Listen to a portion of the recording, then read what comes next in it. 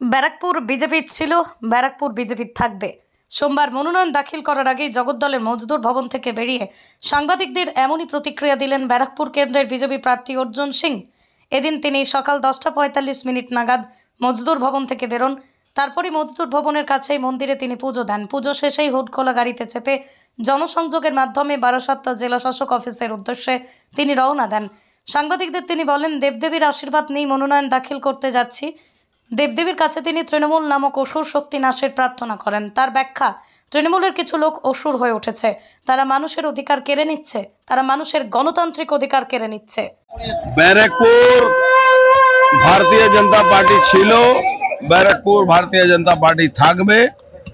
আজকে সমস্ত ঠাকুর দেবী দেবতা, সমস্ত ধর্ম জাতি সম্প্রদায় মানুষের আশীর্বাদ নিয়ে আমার নমিনেশন দিতে যাচ্ছি, যাতে মানুষের আশীর্বাদ থাকুক, অসুর শক্তি নাশ হোক। ব্যারাকপুর থেকে অসুরদের বিদায় করা দরকার আছে। এই অসুর শক্তিকে নাশ করার জন্যে ঠাকুরের কাছে আশীর্বাদ নিয়ে। বাংলায় অসুর মানে কি হয়? বাংলা অসুর হলো সরকারি পার্টি। তৃণমূল কংগ্রেসের যে কিছু লোক আছে তারা অসুর হয়ে গেছে।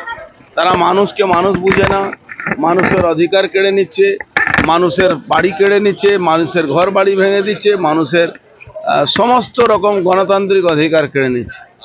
আজকে বর্তমান যুগে তাকেই অসুর আমরা বলি, তারাই অসুর আছে। আমি তো আগেও বলেছি লক্ষাধিক বেশি ভোটে জিতবো, লক্ষাধিক বেশি ভোটে জিতবো।